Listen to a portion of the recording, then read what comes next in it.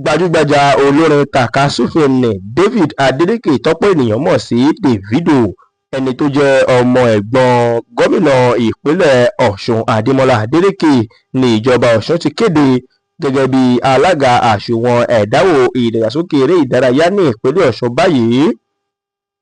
Ìgbésẹ̀ ìyanisípò rẹ̀ ní ìjọba sọ pé yóò pèsè owó fún ìdàgbàsókè eré ìdárayá ní ìpínlẹ̀ náà. Bẹ́ẹ̀ ni wọ́n tún jẹ́ kó di mímọ̀ ní àsìkò tí wọ́n bá àwọn oníwèé ìròyìn sọ̀rọ̀ pé ìgbìyànjú ń lọ láti parí àtúnṣe tó ń lọ lọ́wọ́ ní pápá ìṣeré tó wà nílùú Òṣogbo pẹ̀lú èròǹgbà láti mú jẹ́ kó jẹ́ lílò fún ìdíje Olympics. Igbákejì gómìnà ìpínlẹ̀ Ọ̀ṣun Kọ́lá Adéwùsì, ẹni tí ó kéde ìyanisípò náà, ló sọ èyí di mímọ̀ nígbà tí àwọn ẹgbẹ́ akọ̀ròyìn eré ìdárayá ẹ̀ka ti ìpínlẹ̀ Ọ̀ṣun SWAN ṣàbẹ̀wò sí lọ́fíìsì rẹ̀. Igbákejì gómìnà, ẹni tí òun náà ló tún di ipò kọmíṣánná fún eré ìdárayá ní ìpínlẹ̀ Ọ̀ṣun, tẹnumọ́ pé ìṣèjọba gómìnà Adémọ́lá Adeleke ṣe akitiyan láti mú àtúnṣe ńlá bá pápá ìṣeré ìlú Òṣogbo láti lè bá ẹgbẹ́ pé lágbàáyé. Ìyanisípò gbajúgbajà olórin ọmọ ìpínlẹ̀ Ọ̀ṣun náà kò sí lọ́wọ́ mọ̀lẹ́bí tàbí ìlú nínú bí kò ṣe pé láti fi gbé ògo ìpínlẹ̀ Ọ̀ṣun ga àti láti fi akọni ọmọkùnrin náà tí ìjọba yàn sípò láti fún ní iṣẹ́ pàtàkì láti ṣe ní àkókò yìí. Ó ti di dandan báyìí fún ọ̀gá ọlọ́pàá ní ìpínlẹ̀ Ògùn Lánrè Ògúnlọ́wọ̀ láti fi ojú ògbóǹtarìgì oníṣòwò kan ní ìpínlẹ̀ Ògùn Alhaji Tajudeen Abioye láti káwọ́ pọ̀nyìn rojọ́ níwájú ilé ìgbìmọ̀ asòfin ìpínlẹ̀ náà. Alhaji Abioye tó jẹ́ aláṣẹ àti olùdásílẹ̀ ilé-iṣẹ́ Ojibas Nigeria Limited tó wà lágbègbè Ẹlẹ́gàn ní ìjọba ìbílẹ̀ Ọbáfẹ́mi Owódé ni wọ́n ti lọ fi ilé-iṣẹ́ rẹ̀ kó àwọn aráàlú. Wọ́n ní ilé-iṣẹ́ rẹ̀ ń kó àwọn aráàlú sínú ewu láì bìkítà.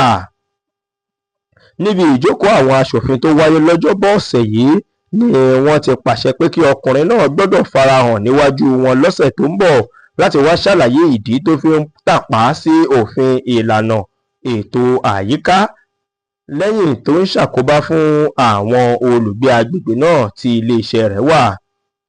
Gẹ́gẹ́ bí àṣegbọ́, ilé-iṣẹ́ náà ni wọ́n sọ pé wọ́n ti ń wa kòsà tó sì dá ìdọ̀tí sílẹ̀ ní agbègbè tí wọ́n ní pé ilé-iṣẹ́ náà wà. Kódà wọ́n tún sọ di mímọ̀ wípé omi tí àwọn ará agbègbè náà ń lò, omi ọ̀hún ìwàkùsà ọ̀hún ti bàjẹ́, tí wọ́n sì láwọn alákòóso ilé-iṣẹ́ náà kò bìkítà fún ìgbìyànjú láti jẹ́ kí ayé wà ní ìrọ̀rùn fún àwọn ará agbègbè ọ̀hún. A gbọ́ pé ìwakùsà yìí tí ọ̀pọ̀ rẹ̀ inú oko lágbègbè ọ̀hún jẹ́ o. A gbọ́ pé ìwakùsà yìí ni ó ti ba ọ̀pọ̀ èrè inú oko lágbègbè ọ̀hún jẹ́ tí àwọn alákòóso kò sì rí ohunkóhun ṣe sí i.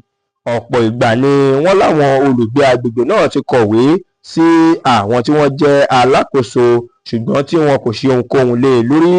Ìdí rèé tí wọ́n fi gba ilé ìgbìmọ̀ asòfin lọ tí wọ́n lọ fi tó wọn létí ń bẹ̀ o. Nígbà tó ń sọ̀rọ̀, olórí ilé ìgbìmọ̀ asòfin lógún Ọ̀nàbẹ̀rù Olúdáìsí Ẹlẹ́midé jẹ́ kó di mímọ̀ pé ìpín kínní àti ìkejì ní abala 19 nínú ìwé òfin Nàìjíríà kò ní fàyè gba títàpá sí ìlànà tó yẹ. Ẹlẹ́midé sọ pé ọ̀pọ̀ ìgbà làwọn ti ránṣẹ́ sí alákòóso ilé-iṣẹ́ náà láti wá dáhùn ìbéèrè lórí àwọn ẹ̀sùn tí àwọn èèyàn fi kan ilé-iṣẹ́ náà ṣùgbọ́n tí kò yọjú, tó sì lù tàbùkù bá ilé ìgbìmọ̀ asòfin náà. Ó ní àwọn kò ní gbójú fo ìwà àìbìkítà náà nítorí wípé kò sí ẹnikẹ́ni tó ga ju òfin lọ. Kò sí ẹni tó ga ju òfin lọ o, Ẹlẹ́midé sọ bẹ́ẹ̀. Ilé ìgbìmọ̀ asòfin yóò túbọ̀ máa ṣègbè lẹ́yìn ìdájọ́ òdodo kí a sì máa gbè lẹ́yìn ẹ̀tọ́ aráàlú ní gbogbo ìgbà. Ojúṣe wa ni láti mú ẹnikẹ́ni tó bá ta ìpá sí òfin, kò sí bí ẹni náà ṣe lè ga tó tàbí lágbára tó, ìyẹn lórí àwọn ìwà tí kò bá òfin mu tí kò sì ní ṣe bẹ́ẹ̀ kí ó fi ara gba ọgbẹ́ òfin o. Láìpẹ́ yìí ni àwọn ará agbègbè náà tí wọ́n pe ara wọn ní Ẹlẹ́gàn Progressive Community tó tún wà ní agbègbè tí ọ̀rọ̀ náà ti ṣẹlẹ̀. Ara àwọn agbègbè tó tún wà lábẹ́ ìṣàkóso Ẹlẹ́gàn Progressive Unit ní Àbísọ́dún, Adéolú, Òkè-Odò, Olówó Ọ̀ṣìn, Ayétòrò, Agẹ, Ajérógun àti Bísọ́dún. Wọ́n ṣe ìwọ́de lọ sí ilé ìgbìmọ̀ aṣòfin láti lọ fẹ̀hónú hàn lórí bí ẹ̀mí wọn ṣe wà nínú ewu látàrí ìwà àìbìkítà tí àwọn alákòóso ilé iṣẹ́ náà tí wọ́n ń wù. Fún irú àwọn fọ́nrán báyìí àbí ọ̀pọ̀lọpọ̀ fọ́nrán míì tí a máa jù sí orí ìkànnì YouTube wa yìí, ẹ jọ̀ọ́ ẹ bá wa tẹ subscribe button láti máa mọ̀ ní gbogbo àwọn àsìkò tí a bá ti fi àwọn fọ́nrán míì sí orí ìlà wa. Thanks for watching. Kindly subscribe to our YouTube channel, Owutu FM Lagos. Bye.